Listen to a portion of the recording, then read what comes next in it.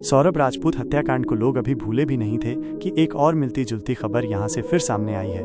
यहां एक पत्नी ने बॉयफ्रेंड के साथ मिलकर सोते वक्त पति का गला घोंटा, फिर शव के नीचे सांप को दबा दिया, जिसके बाद सांप ने युवक को 10 बार डसा।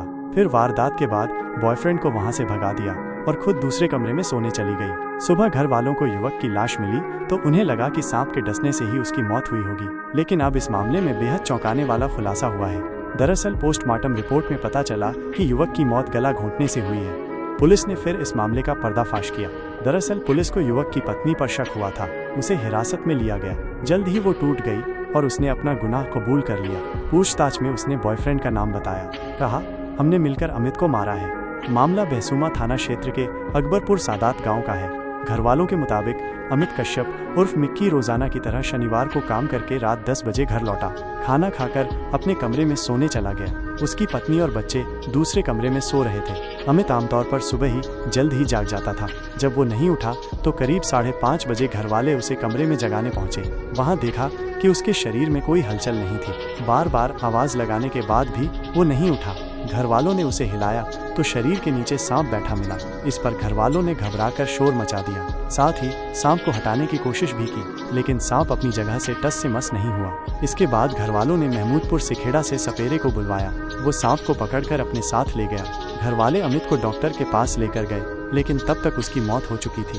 उसके शरीर पर 10 जगह सांप के काटने के निशान मिले। इन्हें देखकर परिजन को लगा कि अमित की मौत सांप के काटने से हुई है। घर वालों की सूचना पर पहुंची पुलिस ने जांच पड़ताल के बाद शव को पोस्टमार्टम के लिए भेज दिया। पुलिस के मुताबिक बुधवार को अमित की पोस्टमार्टम रिपोर्ट सामने आई। इसमें पता चला कि अमित की मौत सांप के डसने से नहीं बल्कि दम घुटने से हुई है। इसके बाद शक के आधार पर पुलिस ने पहले अमित की पत्नी रविता को हिरासत में लिया। पूछताछ में उसने अपने बॉयफ्रेंड अमरदीप का नाम बताया। शुरुआत में दोनों ने पुलिस को गुमराह करने की कोशिश की, लेकिन जब सख्ती से पूछताछ हुई तो दोनों ने जुर्म कबूल कर लिया। प्रेमी अमरदीप ने पुलिस को बताया, मैं और अमित एक ही गांव के रहने वाले हैं। वो मेरे साथ टाइल्स लगाने का काम करता था। वो मेरा दोस्त था। मैं अक्सर उसके घर आता जाता था। करीब 1 साल पहले उसकी पत्नी रविता से मेरा अफेयर हो गया। जब अमित को इसकी भनक लगी तो हमने मिलकर उसे रास्ते से हटाने की साजिश रची। वारदात वाले दिन रविता अमित के साथ सहारनपुर में मां शाकुंभरी देवी के दर्शन के लिए गई थी। लौटते वक्त उसने मुझे फोन करके कहा, सांप की व्यवस्था कर लो, आज रात को अमित की हत्या करनी है। मैंने महमूदपुर सिखेड़ा गांव के एक सपेरे से एक वाइपर सांप 1000 रुपए में खरीदा। अमरदीप ने आगे बताया, शाकुंभरी दर्शन से लौटने के बाद रात में अमित और रविता के बीच झगड़ा हुआ।